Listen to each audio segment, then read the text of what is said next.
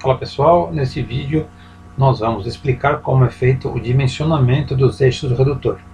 Essa matéria não dá mais do que uma continuação de elementos de máquina ou de resistência dos materiais. Vamos lá então. Nós temos que os eixos estão submetidos à flexão e à torção. Esses esforços são provenientes das forças transmitidas pelas engrenagens.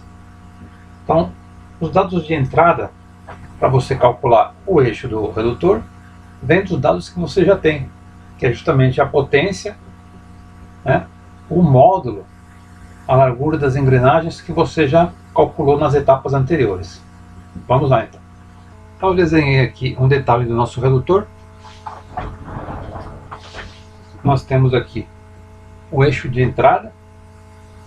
Aqui está o torque aplicado pelo motor. Aí nós temos aquela nossa primeira engrenagem, a Z1. Ela vai fazer contato com a Z2. A Z2 vai transmitir para o mesmo eixo, né? Eles estão ligados no mesmo eixo, para a Z3 e a Z5. Aí quando a Z3 estiver engatada com a Z4, vai ser uma das saídas. Se eu quiser alterar para a segunda velocidade de saída, eu movo esse carretel, desengato a engrenagem Z4 da Z3 e engato a Z6 na Z5. Assim eu consigo fazer aquele N3A e N3B. Lembrando que a rotação do eixo 2 vai ser N2 e a rotação no eixo 1 vai ser N1. N1 naturalmente é a rotação do motor. Tá? Bom, a gente vai utilizar muito esse desenho aqui. Agora, de onde vêm as forças que incidem sobre os eixos? Elas vêm de dois lugares. Vêm provenientes do contato de uma engrenagem com a outra, vai provocar uma reação, e a partir dessa reação eu vou ter a reação do apoio no rolamento aqui do lado direito e no rolamento do lado esquerdo. No nosso redutor, todos os eixos vão ser biapoiados. Então, embora eu não tenha desenhado aqui o rolamento, você já sabe que vai ter um rolamento aqui e outro rolamento aqui. No nosso caso, a gente vai usar aquele rolamento mais simples possível, que é o rolamento de esferas. A gente vai calcular depois de calcular toda essa parte de eixos aqui. Então, um pouquinho mais para frente, a gente vai calcular também o rolamento.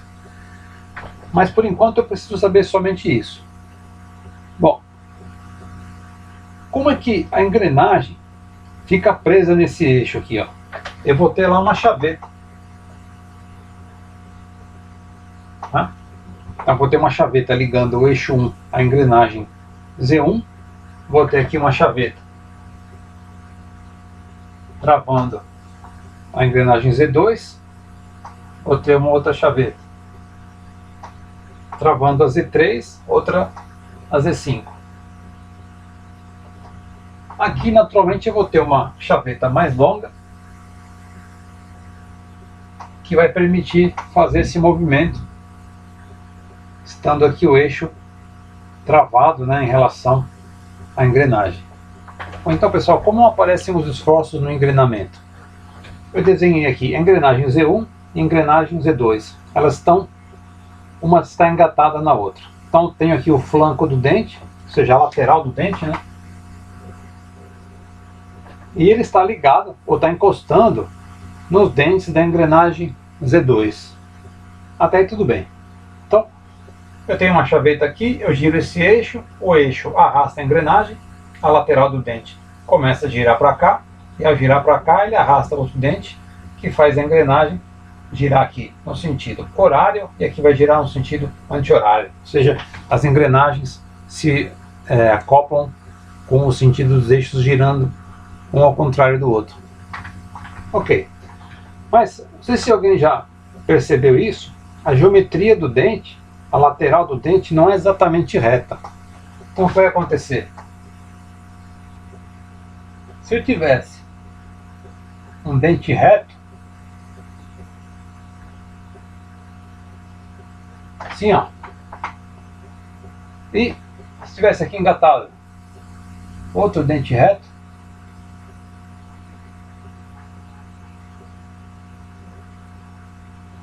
quando esse girasse, eu ia ter aqui uma força sendo aplicada perpendicular à lateral do dente. Exatamente perpendicular. Só que não é o que acontece na realidade, porque nesse caso aqui eu ia ter um desgaste tremendo entre os dentes. Nas engrenagens verdadeiras, engrenagem de dentes retos, isso aqui é uma curva. Então, um dente ele rola sobre o outro. Faz assim, ó, né? Ele não arrasta sobre o outro. Se eu tivesse isso aqui, um dente ia acabar desgastando prematuramente, trabalhando um contra o outro. Não é o que acontece na engrenagem. Na engrenagem, por causa dessas curvas, uma curva rola sobre a outra, tá? Como se fosse um rolo girando sobre uma mesa, que é diferente de arrastar esse rolo. Isso é natural da geometria do dente, ela é feita de propósito para trabalhar assim. Só que, se nesse caso eu teria aqui uma força que é perpendicular à lateral do dente, aqui não vai acontecer isso. Essa força vai ser aplicada num sentido ao longo dessa reta aqui, tá? E essa reta, em relação à linha intermediária aqui, ó, ela vai ter um ângulo. Esse ângulo aqui é o famoso ângulo de pressão da engrenagem. Isso aqui tem um papel importante nas forças dos engrenamentos. Normalmente, para as engrenagens mais comuns de dentes retos, esse ângulo aqui é 20. Existem outros ângulos também. Um outro que é bastante comum é o 14 e 30. 14 graus, 30 minutos, tá? Bastante comum também. Mas a gente vai usar a engrenagem mais comum, que é de 20 graus. Isso aqui provoca o seguinte efeito.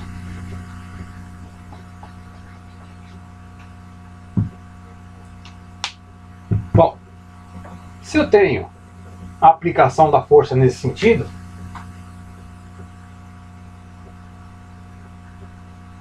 vamos supor que a Z1 está aplicando a força na Z2.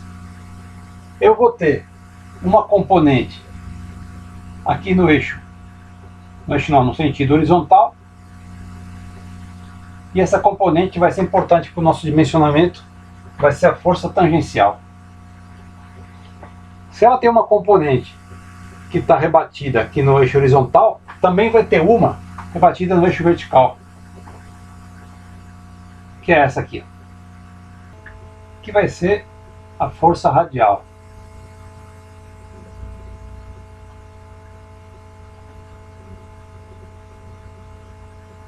Então, repetindo aqui, né?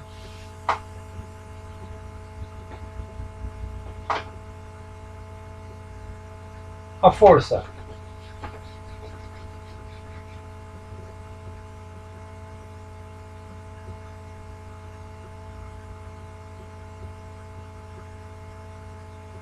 tangencial, a força radial, vão ser resultantes da força normal. Então vou fazer aqui.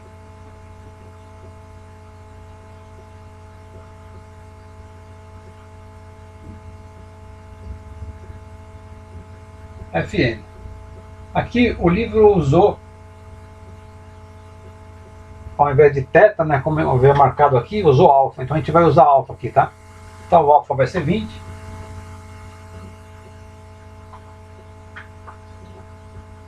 A gente vai descobrir a força tangencial, a força radial e depois, através de trigonometria, vai descobrir a força normal. Calculando a força normal, a gente vai descobrir a força que provoca o momento fletor nos eixos. Então, pessoal, eu dei uma apagada aqui para ter um pouquinho mais de espaço. O que eu preciso descobrir então? Preciso descobrir a força normal para achar o momento fletor do eixo. Só que eu desenhei aqui, ó, um detalhe da engrenagem, somente com o diâmetro primitivo, o D02. De onde vem o diâmetro primitivo da engrenagem Z1? Bom, a fórmula do diâmetro primitivo é essa aqui, ó. D02 é o módulo que a gente calculou vezes o número de dentes. Então por isso que eu falei que tudo vai sair do módulo, ou quase tudo vai sair do módulo.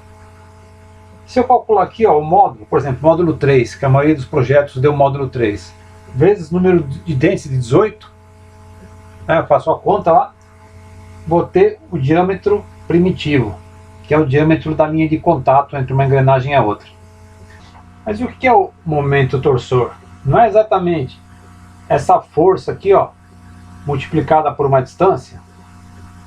A distância não é o diâmetro primitivo dividido por 2, né? Para ter aqui a alavanca. Isso aqui é o momento torsor. Então, a força tangencial vai sair do cálculo do momento torsor, que foi a primeira coisa que a gente calculou na aula anterior, onde a gente achou o módulo. A primeira coisa que precisa fazer para calcular o módulo é descobrir o momento torsor, que sai da fórmula onde envolve a potência. Tá? Então fica assim, ó. Momento torsor é igual força tangencial vezes diâmetro primitivo dividido por 2. Então isso aqui é o raio primitivo. Só que eu já tenho o momento torsor e já tenho o diâmetro. Só falta achar a força tangencial. Então eu passo essa variável para o lado esquerdo, descubro a força tangencial. Com a força tangencial, eu coloco nessa fórmula aqui, ó, que foi a primeira que eu estou dando ali na aula de hoje, na aula de cálculo de eixo. Multiplico força tangencial vezes a tangente de alfa, vezes a tangente de 20, vai me dar a força radial, que é essa aqui, ó. E aí, com a força tangencial e a força radial, elas formam um triângulo retângulo, eu descubro a hipotenusa, que é justamente a força que eu procuro para conseguir achar os momentos fletores nos eixos.